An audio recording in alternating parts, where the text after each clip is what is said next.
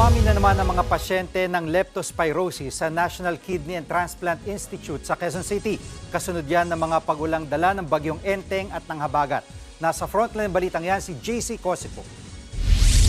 Mag-iisang linggo nang nakakonfine sa National Kidney and Transplant Institute sa Quezon City si Richard dahil sa leptospirosis. Napalusong siya sa hanggang binting baha habang pauwi galing trabaho noong manalasa ang bagyong Enteng sa kanilang lugar sa Cavite. Makalipas ang ilang araw, sumama na raw ang pakiramdam niya.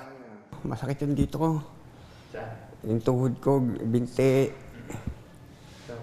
Tapos hindi ko maihakbang makirot. Di ako makaihi, di ako makagalaw. Wala na akong mailabas. Kaya napigilitan ako magpadala na rito. Kabilang si Richard sa 18 pasyenteng naka-admit ngayon sa NKTI dahil sa leptospirosis. Karamihan mga severe patients at kinailangan ng i-dialysis dahil tinamaan na ang kanilang kidney. May 2 pasyente pang namatay noong Sabado. Mula sa 1 hanggang 2 pasyente, dumoble ngayon sa 4 hanggang 6 na leptospirosis patients ang na-admit araw-araw sa NKTI. Siyempo ang muling pagdami ng mga kaso ilang linggo matapos ang pananalasa ng bagyong Enteng na nagpabaha sa ilang lugar sa Luzon kabilang ang Metro Manila.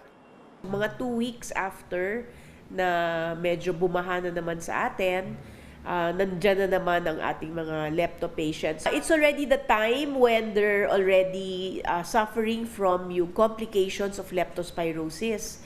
It takes about 2 weeks before they will develop. Sa ngayon, naglilipat muna ng mga pasyente ng leptospirosis ang NKTI sa ibang mga ospital depende sa kanilang kondisyon dahil kailangan din daw nilang mag-admit ng mga pasyenteng may ibang sakit sa kidney. Patients na kailangan pong operahan kasi meron silang bato sa kidneys nila, merong pagbabara sa kidney nila. So lahat po yun, hindi naman tumigil dahil nag-leptospirosis. So ina-admit pa rin po natin. So yung medyo hindi naman masyadong severe, ang siyang nililipat natin. Kung patuloy raw natataas ang kaso ng leptospirosis, handa raw ang NKTI na magbukas ulit ng mga ward. Gaya ng ginawa nila noong Agosto na pati gym, pinwestuhan na rin ng mga pasyente.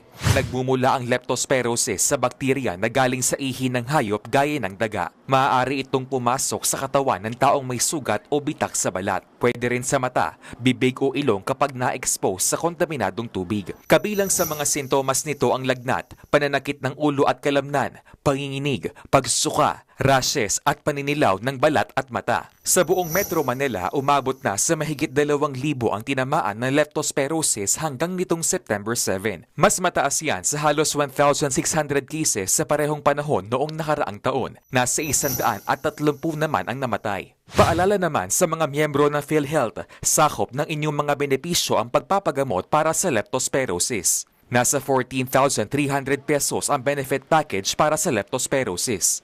Ayon sa PhilHealth, nasa 14.7 milyong pisong halaga ng leptospirosis claims ang nabayaran nila sa unang bahagi ng 2024. Nagbabalita mula sa Frontline, JC Cosico, News 5. Mga kapatid, Jiggy Manikad po, iba na ang may alam at may pakialam sa panahon ngayon. Para sa konkreto, kumpleto at komprehensibong balitaan sa Frontline, mag-follow at mag-subscribe sa social media pages ng News 5.